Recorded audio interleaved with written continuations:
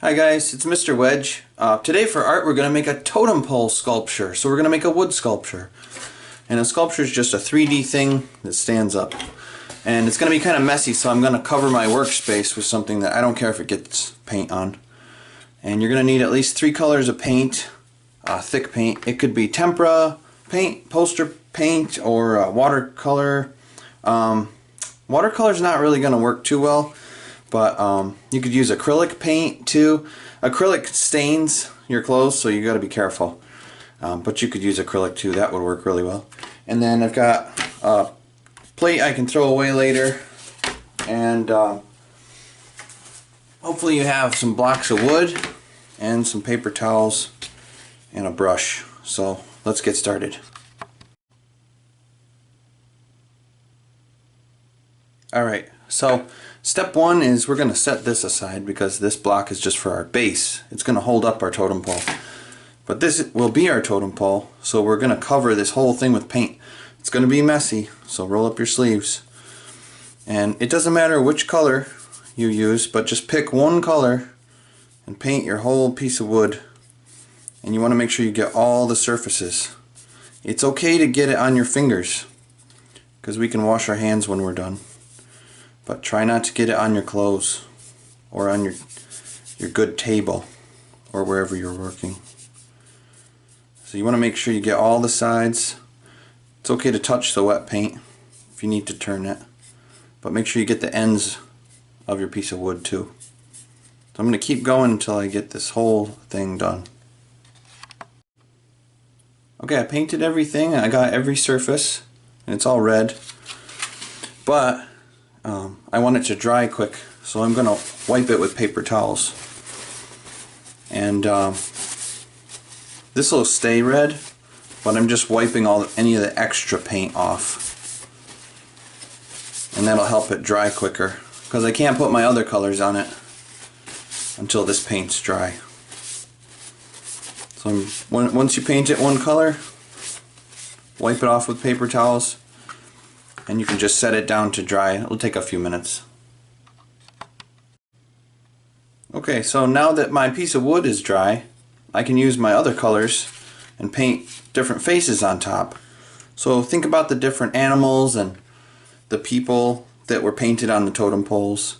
Maybe that'll give you ideas, but we just want each one to be a different face.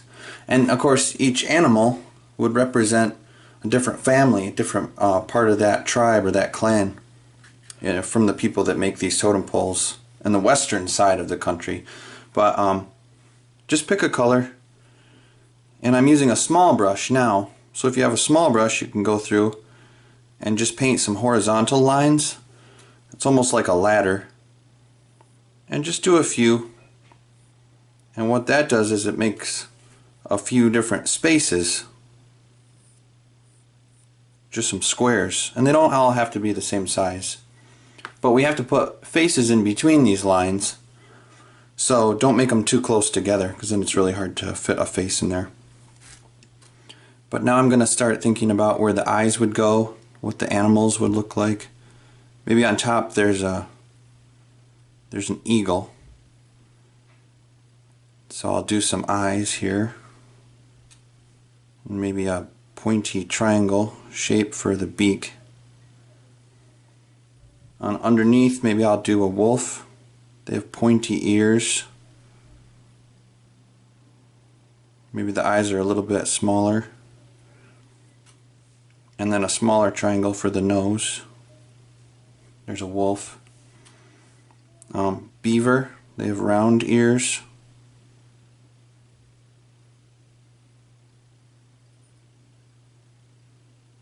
Little eyes, and then teeth. There's a square for teeth.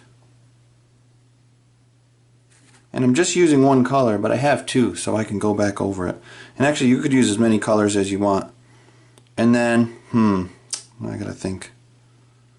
I gotta think of a fourth animal. I'll try to do a bear. Alright, I forgot this guy's nose. So, and it doesn't have to look like the real thing, because the art that they do on totem poles is a little abstract. So it means it doesn't look exactly like real life, and that's okay. So here's a bear.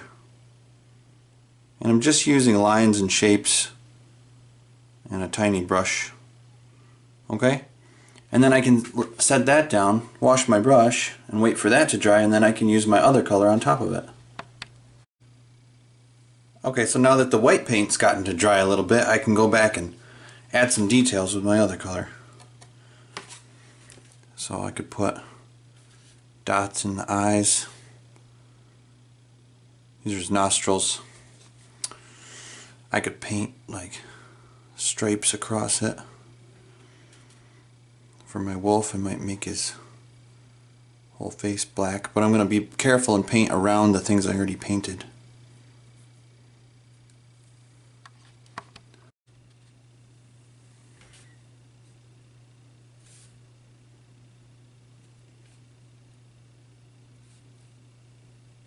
So if the paint's wet, if your first color's wet, it might mix with your other color. But this is a different kind of art. We want just like real solid, clean shapes. And like I said, it can be kind of abstract. It doesn't have to look like the real thing. You could even outline lines you already did. But there we go. Totem pole. So now when this paint is dry, I can stand it up and glue it onto a base.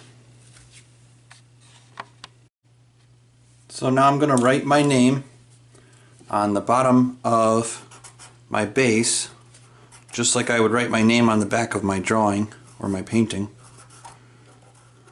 And I'm going to write the year too. I'm going to write 2020.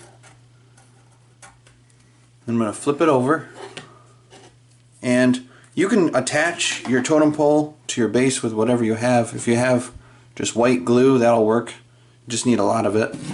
I'm going to use wood glue. You could also, if your parents have hot glue, you could use that too. But you'd want them to do that for you. If it's wood glue, you can do it as long as you're careful. And then take your totem pole. I'm just going to press it right down into the glue. Maybe twist it a little bit. Like that, and I'm just going to let that dry completely, and it's got my name on the bottom too.